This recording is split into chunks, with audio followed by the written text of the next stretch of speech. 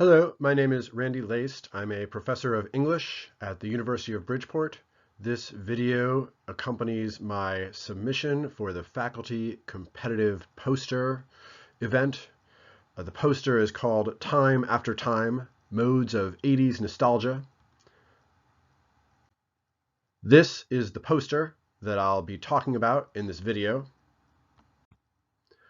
And these are the publications that the poster is based on. An article that appeared last year in the film journal Widescreen, and a book that was just recently released from McFarland that I edited and wrote the introduction for.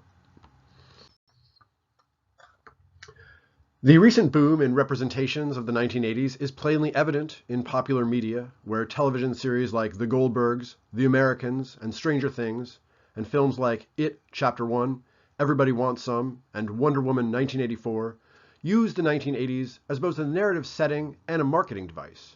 The retro 80s revival is also manifested in numerous reboots of franchises associated with the 1980s, including Star Wars, Rocky, Ghostbusters, Tron, The Babysitter's Club, and The Masters of the Universe. Cultural commentators have attempted to explain this upsurge of interest in the 1980s in online articles with titles like, "Why are we obsessed with the 1980s? Why retro 80s nostalgia rules pop culture? Why do we love the 80s so much? And why 1980s nostalgia is everlasting?" Such articles commonly refer to some version of the 40-year nostalgia cycle, a notion popularized by Adam Gopnik in 2012, that every age is nostalgic for the period 4 decades ago as a result of the desire of middle-aged artists and audiences to revisit their childhoods.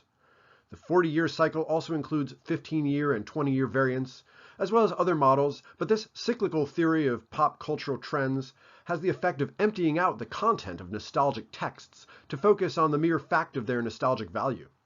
In describing nostalgia as part of an inevitable and value-neutral cycle, this theory diffuses any more profound cultural work that representations of the past might do for audiences in the present. The result is that although the proliferation of contemporary fictional representations of the 1980s has been frequently discussed, these discussions typically arrive at the reductionist conclusion that this wave is simply an expression of an impersonal trend, a kind of ripple effect in the space-time of consumer culture. The theory of nostalgic cycles, moreover, simplifies the meaning of nostalgia itself. If cycles of nostalgia come and go for reasons that have nothing to do with the content of the nostalgic representations, it follows that nostalgia itself must be a relatively harmless, ephemeral caprice, a standardized kind of guilty pleasure in returning to icons of childhood. Correspondingly, much of the pop commentary about the retro 80s trend also shares a consensus that nostalgia is comfort food to nurse our existential crises. Writing in 1977, Marc Le Sueur criticized the same tendency to oversimplify the nature of nostalgia when he insists that, quote, to categorize all nostalgia as escapist, as is so commonly done, avoids the very important social effects achieved by this sensibility, end quote. While nostalgia, Le Sueur concedes, can manifest itself as an escapist fantasy, it also reveals and solicits more nuanced and engaged relationships with the past and the present. Like Le Sueur, Svetlana Boym, in 2001's The Future of Nostalgia, investigates the paradoxical longings and impulses that characterize nostalgia, cautioning that, quote, nostalgia speaks in riddles and puzzles, so one must face them in order not to become its next victim, or its next victimizer, end quote. Their willingness to take nostalgia seriously leads both cultural critics to discriminate between different modes of nostalgic expression.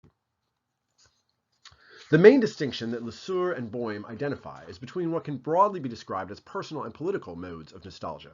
Le Sueur called the personal mode of nostalgia the melancholic mode, the unprogrammatic wistful mode. Proponents of this mode, Le Sueur writes, quote, intend no major criticism of society, nor do they desire revolutionary action, end quote. Texts that represent the 80s as a carefree time of affluent frivolity, one of the most common tropes in 80s nostalgia, indulge, for all their upbeat zaniness, in melancholic or reflective nostalgia. This mode characterizes the long-running situation comedy The Goldbergs and the short-lived situation comedy That 80s Show, as well as films like Rock of Ages and the 2020 remake of Valley Girl. But Boym and Le Sueur use the same term for the politicized mode of nostalgia, the restorative mode. Nostalgia in the restorative mode, Boehm writes, quote, characterizes national and nationalist revivals all over the world, which engage in the anti-modern myth-making of history by means of a return to national symbols and myths, end quote. And Lesueur writes that the restorative mode of nostalgia, quote, at times plays a very aggressive role in society, end quote. Like the Goldbergs, the most conspicuous motif of the novel and film adaptation of Ready Player One, its narratological center, is its consistent stream of 80s-related pop culture references. But whereas the Goldbergs and other works of reflective nostalgia are characterized by the melancholic sensibility that the 80s exist only as a memory, Ready Player One is animated by the magical prospect that the 80s lives on, and that it does so in a weird, vivid, phantasmagorical way that actually overwhelms the present for its persuasiveness, authenticity, and impact. The motivation that drives the narrative of Ready Player One is Wade's quest to save the 80s from the corporate predations of IOI, allowing the simulated 80s verse to exist in perpetuity as a true home for the deracinated citizens of the 21st century. Films like Turbo Kid and Son of Rambo also dramatize restorative nostalgia, as does, arguably, the 2016 and 2020 presidential campaigns of Donald Trump. Lesueur identifies another mode of representing the past, which he refers to as anti-nostalgia, in which, quote, the bloodstained past is studied only so that we may avoid similar mistakes, end quote. Bret Easton Ellis's 1991 novel American Psycho epitomizes the anti-nostalgic representation of the 1980s.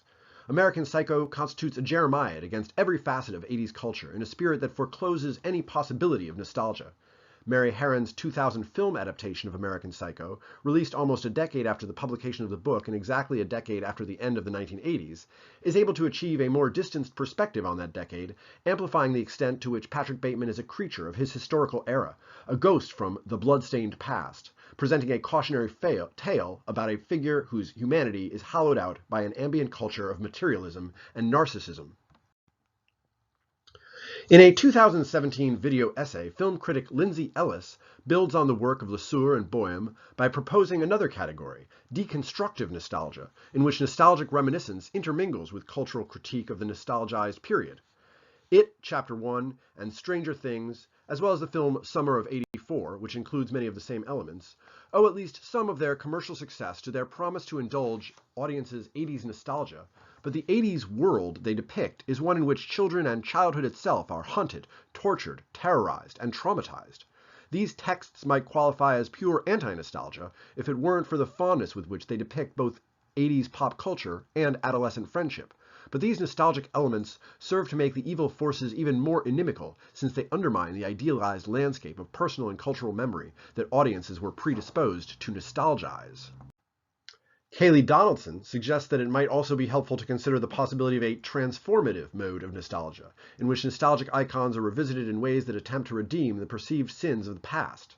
Donaldson explains, quote, it's not enough for us to remake or revive these properties a few decades later. One cannot live on nostalgia alone, so we evolve, end quote. In films like The Force Awakens, Creed, and Ghostbusters, the transformative mode of 80s nostalgia refutes the narrative that the 1980s belongs to the affluent white heterosexuals who populate the high schools, trading floors, shopping malls, and arcades of the stereotypical 80s verse. Even deconstructive texts like Stranger Things and It Chapter 1 that critique the values of a nostalgized 1980s nevertheless tend to imagine the 1980s as a space belonging to white men.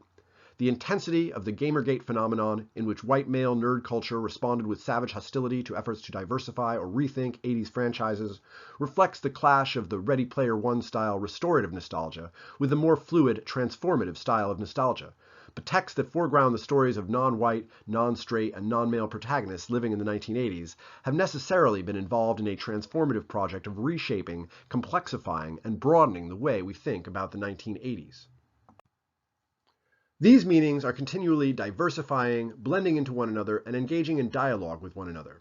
Reflective, restorative, anti-nostalgic, deconstructive, and transformational modes of representation all coexist in the pop nostalgia iconosphere, and indeed rely on one another to define their meanings. It is also the case, of course, that the same text might suggest a restorative meaning to one audience and a transformative meaning to another, and that all of these texts can be described as mosaic assemblages comprised of all of these perspectives placed in tension with one another. Likewise, this analysis of nostalgic modalities suggests that there is no intrinsic pattern of succession evident in the ways that these different forms of nostalgia manifest themselves. Anti-nostalgic and reflective retro visions of the 1980s appear alongside one another as early as the 80s themselves and into the present day. While cultural and political events like Gamergate and the Trump presidency have influenced the way the 80s have been perceived and represented, the idea of the 80s in the popular imagination remains complex and multiplicitous enough to defy any simple formulation.